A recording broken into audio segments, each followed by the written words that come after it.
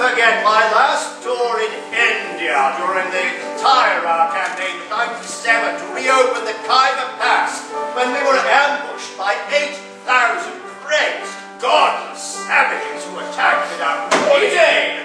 Have you ever had so many distinguished Americans in your charge at one time? You've met most of them, I'm sure. And of course, everyone knows the Major. Of course, welcome aboard. Mr. Guggenheim, you're becoming quite a regular on the Atlantic run. Yes, in point in fact, this will be my 34th crossing. EJ, you haven't told us how many miles we covered yesterday. 484, Mr. Ismay. Are you pleased with that? Yes, I am, sir. Better than I expected for the first day. Well, then I expect we'll do even better today. Begging your pardon, Captain. Mr. Hitchens has requested his course. Increase speed to 20 knots, Mr. Murdoch, and tell Mr. Hitchens to set course at west-northwest 292 degrees. That's the northern track, sir. I'm well aware of that, Mr. Murdoch. It will save us both coal and time. At least 3 hours. 3 hours. Well done, EJ. The dinner seating for Friday, April 12th is now being served in the first-class dining salon. Don't believe I told you about my forced march to the Sudan during the winter of '95 to relieve the attack on Chinese Gordon by the Mahdi and 6,000 of his crazed, godless savages who came down with their spears. EJ! I'm sure we're all anxious to know yesterday's mileage. 519, Mr. Ismay. Much better. I'm sorry to interrupt your meal, Captain. Who the devil are you? Second wireless operator Pride, sir, with the Marconi International Marine Signal Communications Company Limited. What is it, Mr. Bride?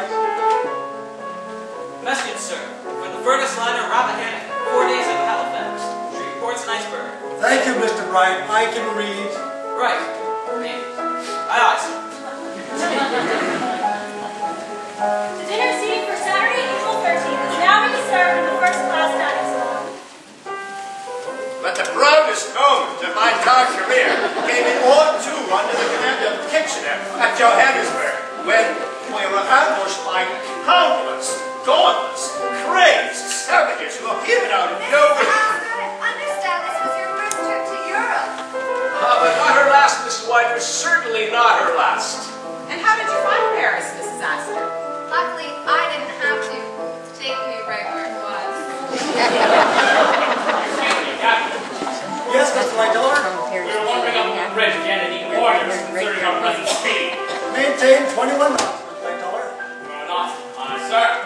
21 knots. Come, EJ, I've promised these fine gentlemen will be arriving in New York before nightfall Tuesday. At this rate, we'll never make it.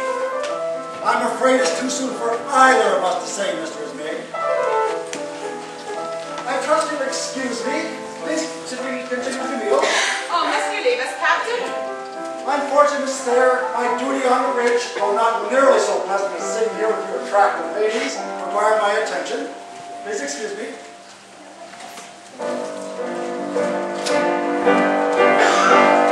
Remarkable man, our Captain Smith. Remarkable man, our Captain Smith. Remarkable man, our Captain Smith. Remarkable man, our Captain Smith. Remarkable man, our Captain Smith. Remarkable man, remarkable time. Remarkable times. Remarkable man. So much surprise in the rain. Remarkable time.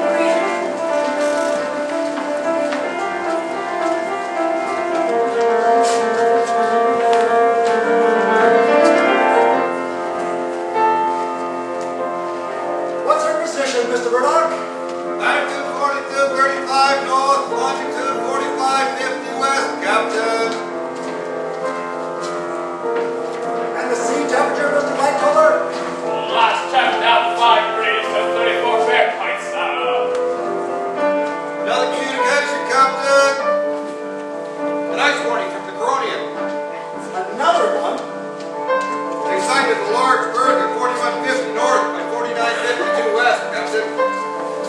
On that course with the other reports we received. It's directly on our new course, Captain. Not to worry, at least 600 miles off. Still, Not to worry, we'll keep a sharp eye, eh? And Mr. Murdoch, increase speed to 22 knots. 22 knots. Yes, let's do everything we can to avoid bringing Mr. Ismay to the bridge again. Aye, aye, Captain. Engine rooms, give us 78 revolutions of the wing propellers, Mr. Bell. If I remember correctly, Mr. Murdoch, you qualified for your master's papers at the age of just 25. Youngest man in the line's history. But here you are still, without a ship of your own. What are you waiting for, Mr. Murdoch? The master of the ship carries a heavy responsibility, Captain.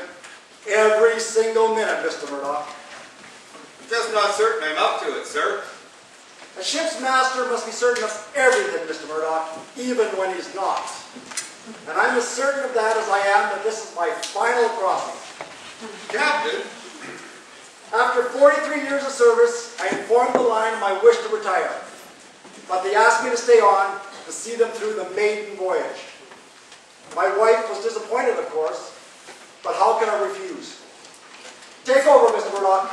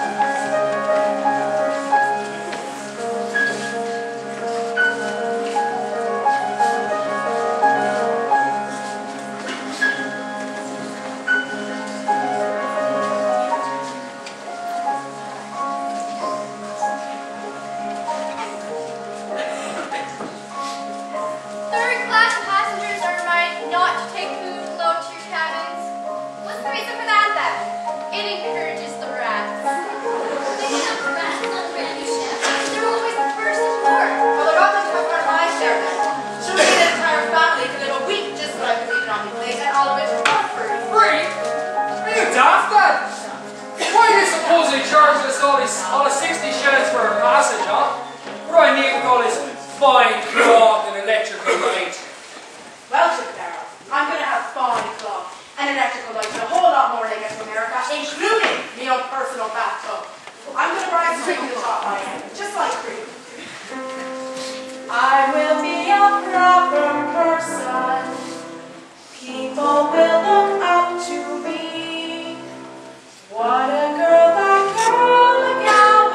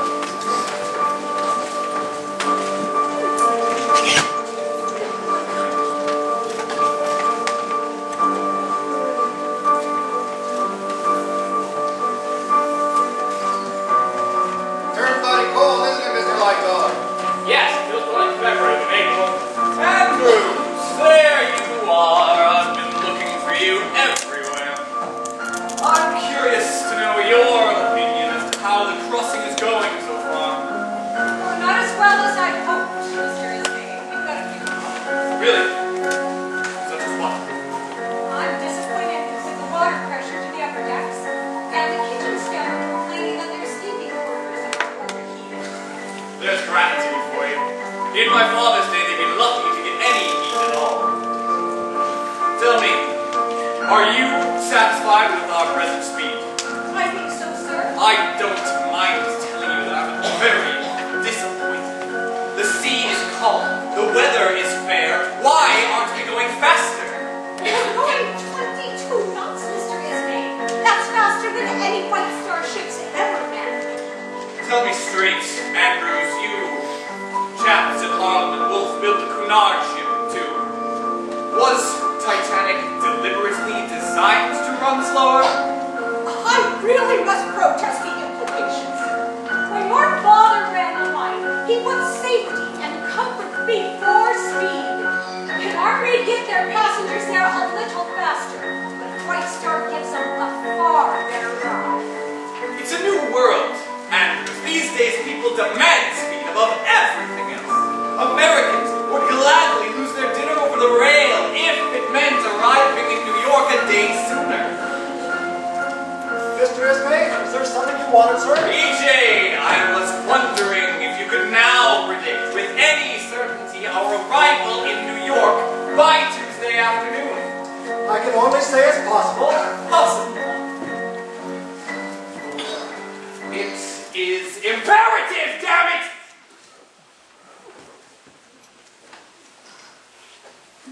If we have to stand off until Wednesday morning, our return to England will be delayed a full 24 hours.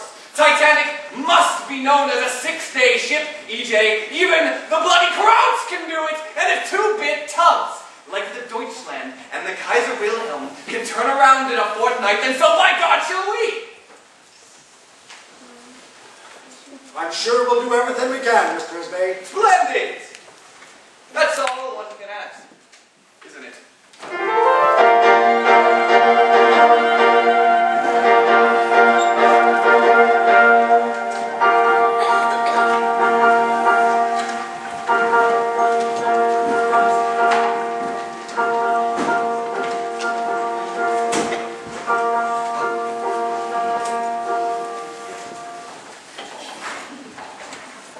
Excuse me. Excuse me. Who's there? Barrett. Barrett? The stoker. I remember. Welcome to the most important place in the whole ship. What can I do for you, Barrett? I heard you can actually send a message back to England. Heard right, all right. Sitting here, I can communicate with important people all over the world. Yeah? Yeah, explain how it works, but hold on.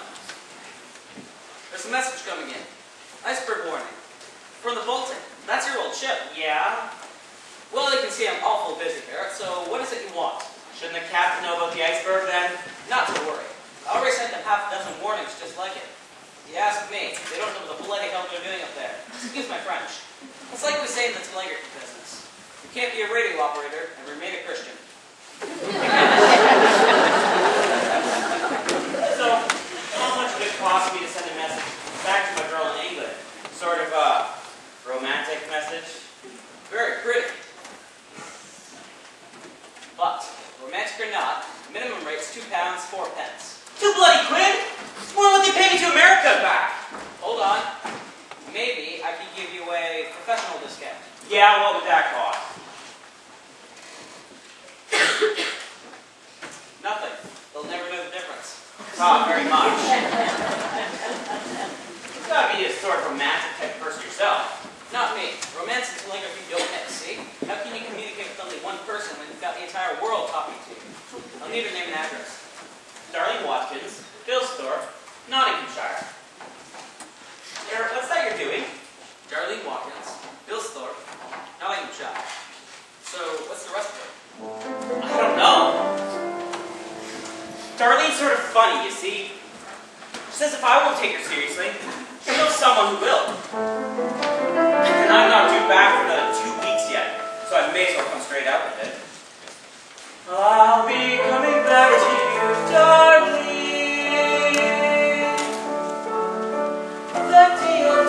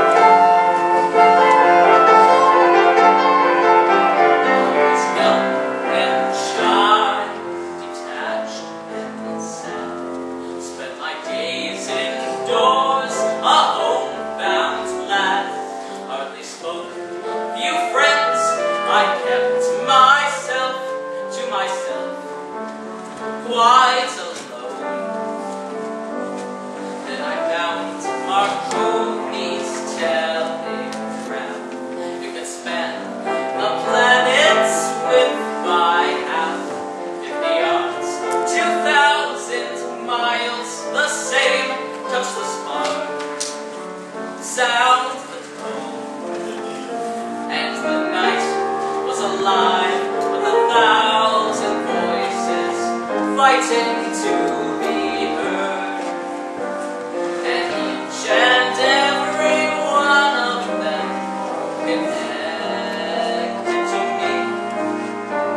And my life came alive with 1,000 voices tapping out each word. Like 1,000 people joined with a single heartbeat,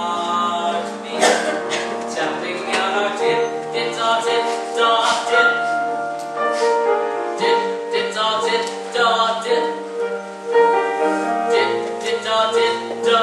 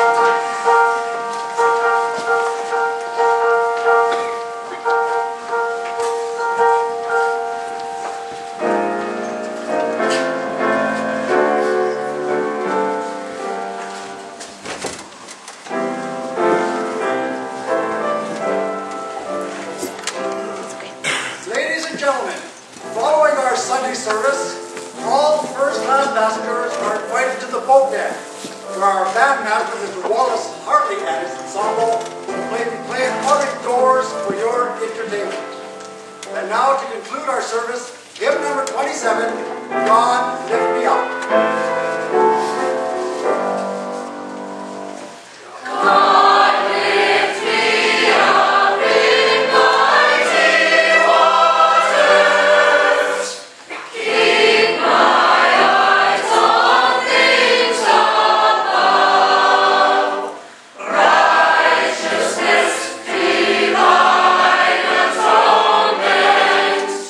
Peace and never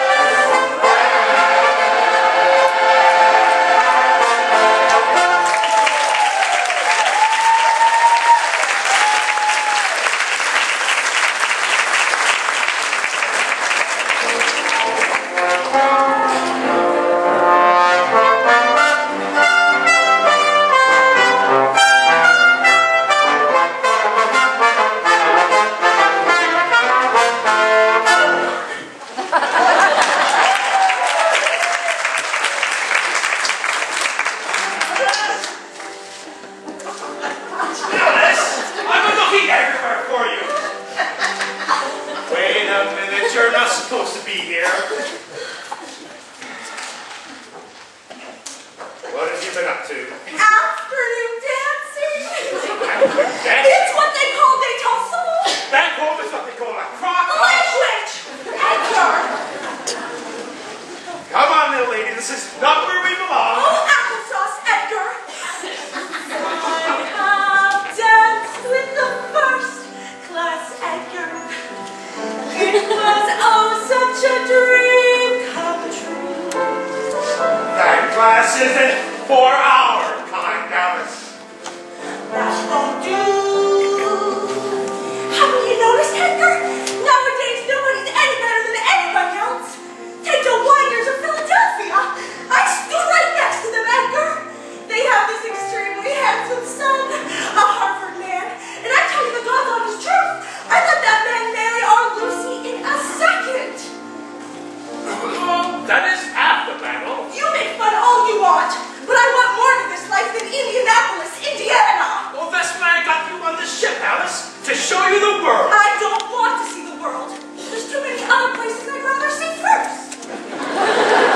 Our hotels on islands, Edgar. Great resorts near a sandy beach. That's a world that's beyond our income and our reach. Well, that's because you're satisfied with only one little dinky hardware store instead of branching out. How do you think those millionaires get their millions, Edgar? Why don't you just calm down, Alice, and enjoy what we have?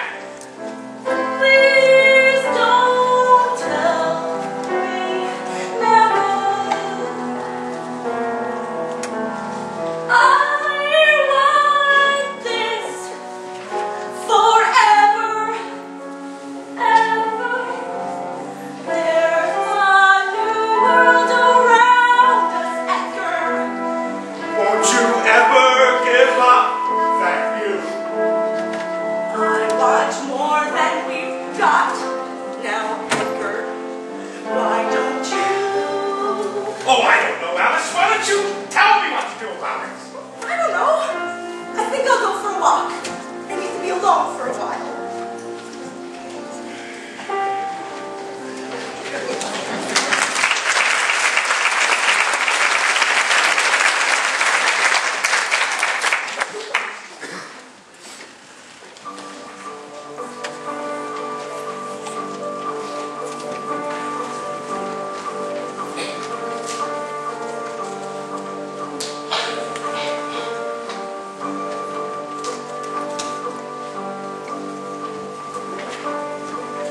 Mr. Murdoch. Thank you, Mr. Lightoller. Quartermaster, maintain your course, west-northwest 292 degrees.